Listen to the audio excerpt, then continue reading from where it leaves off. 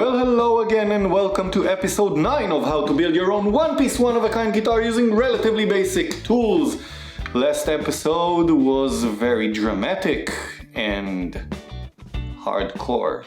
Well, today our episode is about romance, and I'm gonna use a spoke shave to get a little bit more acquainted with this neck, make it a little bit more comfortable. Stay tuned and much will be revealed.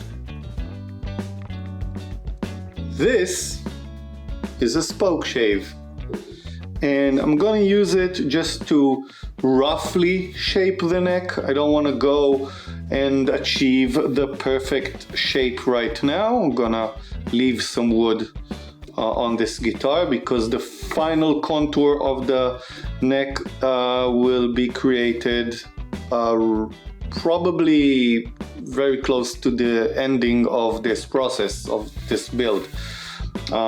So this is gonna take a while, but it's fun. And I'll just continue doing that for like a million years now. As you can see, I'm not measuring anything. Everything is completely freehand. And that's just my way of doing things, and my philosophy is that every neck should be a little bit different and every guitar is a little bit different. So I don't measure and I don't want to copy each neck that I make, and I just have that feel after so many years working that I just know the things that I do are right and correct. So this is just my concept and my way of working. If you feel uncomfortable working freehand, or maybe you're a little bit afraid that you might carve too much for too thin of a neck, you can use a caliper to measure fretboard height and add it to the depth of the truss rod channel. Leave at least 4 millimeters, depending on the profile that you want, of wood between the truss rod channel and the bottom side of the neck. We are currently far from the 4 millimeter mark. As we have just started carving, we will achieve those measurements closer to the finishing process. If you want accurate measures, you can create a template for your neck profiles, and it's great. This is my StuMech razor file. I love this little genie, helping me to shape this connection point between the neck and the headstock. I believe this additive is very important for the structural integrity of the neck, and I usually add this kind of heel to most of my designs, and it adds a little weight and I believe a little bit more tone. I really like this specific sander. This curvature helps me create a really nice round line for what I'm working on. I usually design headstocks to be 15 millimeters thick to accommodate the size of the tuners I use. However, at this stage, the headstock is much thicker than the target measurement.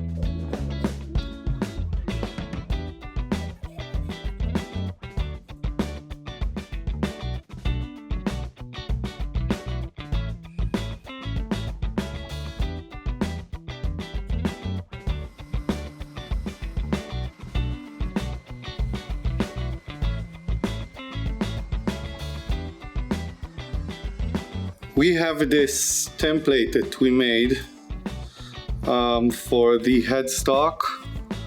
So I've just marked the holes for the tuners and we're going to drill them.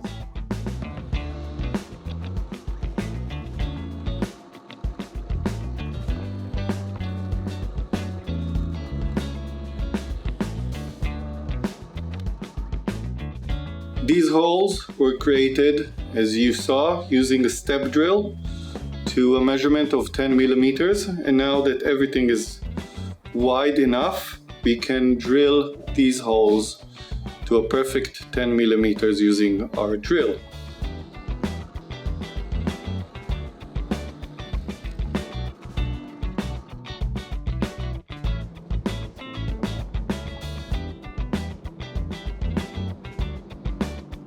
Okay. You're probably asking yourself, what is this cavity for? Well, because this is a one-piece guitar and the neck angle is very shallow, and I want to use this Tone Pros bridge, which is usually used for high angle necks. So I need to create this cavity so the height of the strings for the body will be accurate to the height that is achieved by this bridge. So let's make it nice and pretty using our wonderful chisels.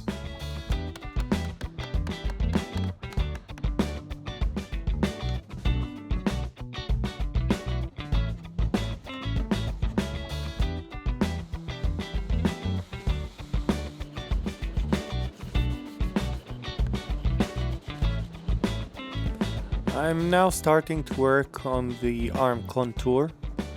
I find contours to be both comfortable and aesthetic. When contouring, I occasionally stop to check how they feel against my body and under my arm.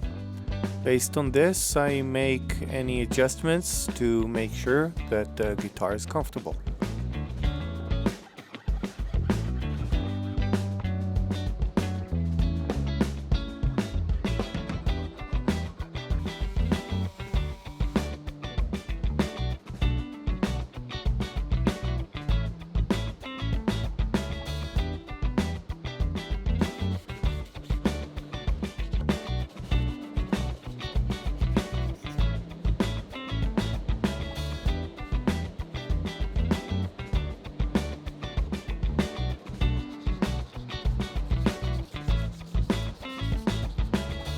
I think this is enough for this episode. We did lots of things here and the contours here and all sorts of stuff. And on the next episode, we're gonna put on some frets on this neck. If you like us, please contribute by subscribing, liking, commenting, and sharing our videos. All the best, guys.